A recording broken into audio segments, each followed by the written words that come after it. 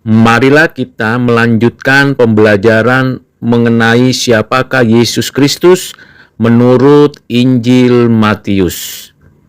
Di dalam Injil Matius pasal yang ke-8, kita membaca dan mengetahui 3 hal perbuatan karya Yesus Kristus untuk manusia, dinikmati dan dirasakan manfaatnya bagi manusia.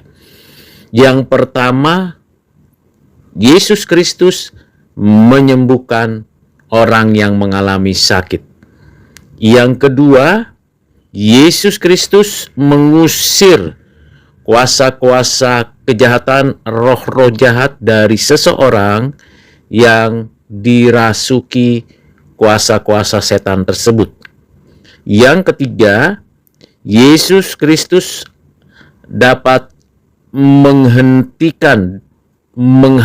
angin yang ada di danau yang sedang mengganggu orang-orang yang berada di sebuah perahu di dalam penyeberangan di Danau Galilea.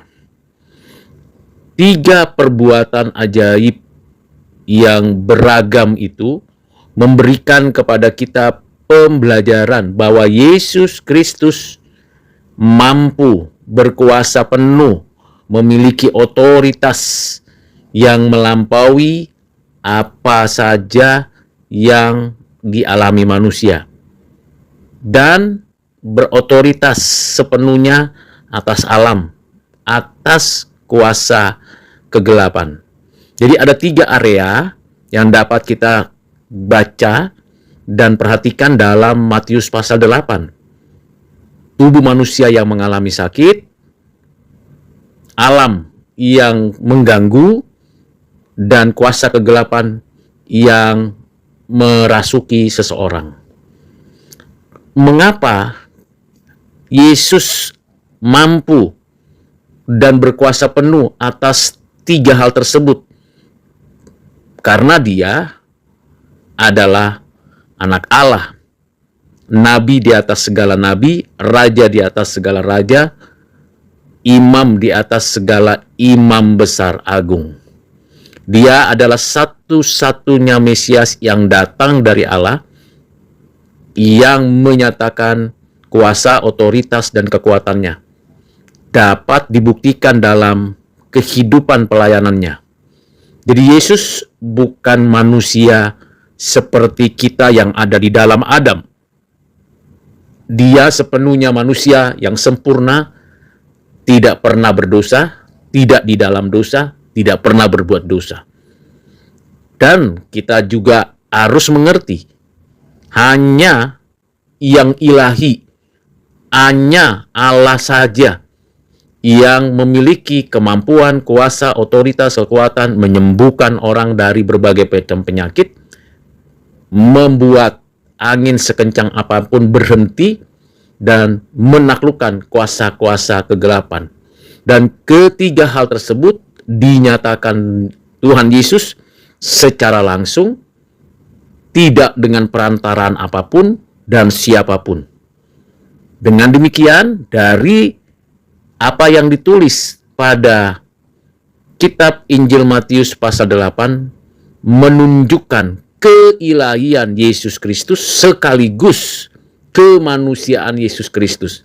Karena memang keberadaannya dalam kepribadiannya itu ada 2 keadaan atau natur, keilahiannya dan kemanusiaannya yang tak terpisah, tidak bercampur dalam satu kesatuan yang menunjukkan dualitas natur itu pada pribadi anak Allah.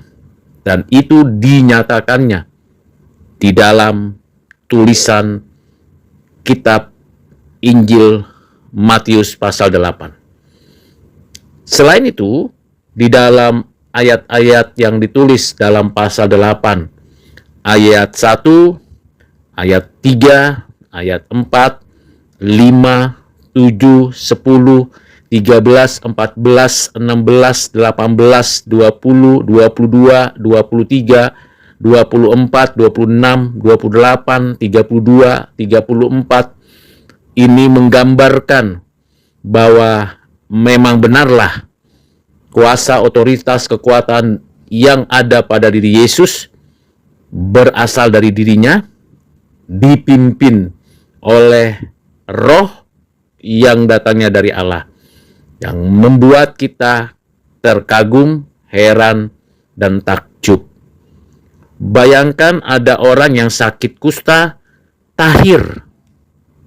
Ada orang yang mengalami kondisi yang sangat memprihatinkan, sembuh. Ada seseorang yang melihat sendiri bagaimana hambanya dari perwira disembuhkan oleh Tuhan Yesus.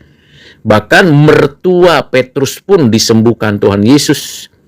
Ada orang yang kerasukan setan, diusir kuasa si jahat itu, roh jahat itu, dan membuat orang yang kerasukan pun sembuh.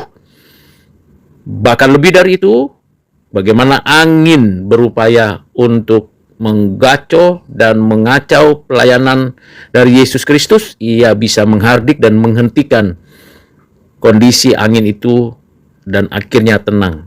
Jadi kehadiran Yesus menyatakan shalom. Shalom, kesembuhan, shalom, kemenangan, ketaklukan alam, shalom, pemenangan atas si jahat. Dengan demikian, saya dan saudara semakin mengenal siapakah Yesus Kristus dalam kehidupan kita sehari-hari. Andalkanlah Tuhan Yesus dan tetaplah terus bergantung, bersandar, berharap hanya di dalam Kristus. Amin.